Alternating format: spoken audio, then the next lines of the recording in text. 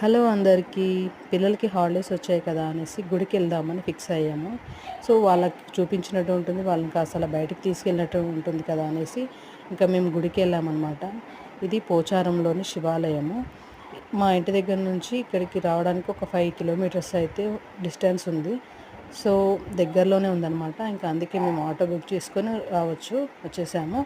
ఇక్కడ లోపటైతే ఇంకా చాలా విశాలంగా ఉందన్నమాట గుడి అయితే.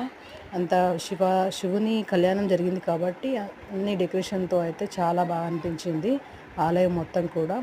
ఇక్కడైతే మనం నాగదేవత అండ్ శివలింగాలు అయితే మనం చూడవచ్చు. ఇక్కడ ఒక 11 శివలింగాల వరకు అయితే మనమైతే ఇక్కడ చూడొచ్చు అనమాట.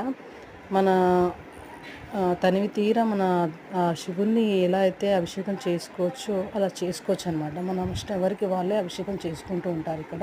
సో నేను కూడా చేశాను. Thank you so much. మీరు కూడా వచ్చేసేయండి.